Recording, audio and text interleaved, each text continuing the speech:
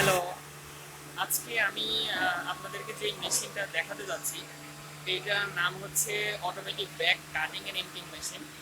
এই মেশিনটার মাধ্যমেই এই যে প্লাস্টিক র মেটেরিয়ালের যে বস্তাগুলো আছে এগুলোকে কাটা হয় অটোমেটিক পদ্ধতিতে, এবং কাটার পরে এর যে র মেটেরিয়ালগুলো সেগুলো মোটরের মাধ্যমে যে ব্লোয়ারটা সেট করা থাকে সেই ব্লোয়ারের মাধ্যমে আমাদের ওইদিকে কিছু বড় বড় হপার আছে, ওই যে দেখা যাচ্ছে সেই হপারগুলোতে পাঠানো হয়। তারপরে সেখান থেকে মেশিনের কাছে পর্যন্ত ভ্যাকুয়াম প্রেসারের মাধ্যমে পাঠানো হয়। তো চলুন দেখা যাক মেশিনটা কিভাবে কাজ করে।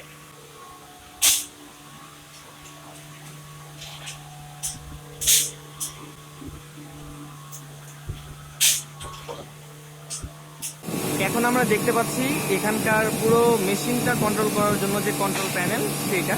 তো চলুন দেখা যাক কন্ট্রোল প্যানেলের ভেতরে কি কি আছে। এইটা হচ্ছে পুরোটা সেই কন্ট্রোল প্যানেল। এখানে কিছু ম্যাগনেটিক কন্ট্যাক্ট, এমসিসিবি, তারপরে ইনভার্টার।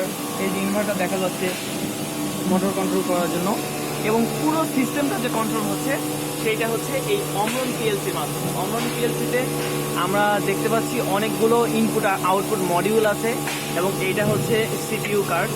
এখান থেকে আমরা যে নির্দেশনাগুলো দিচ্ছি সেইটা মূলত আমাদের এখানে একটা এইচএমআই আছে অমরনের, সেই এইচএমআইয়ের মাধ্যমেই আমরা এখানকার প্রত্যেকটা ইনপুট দিয়ে থাকি।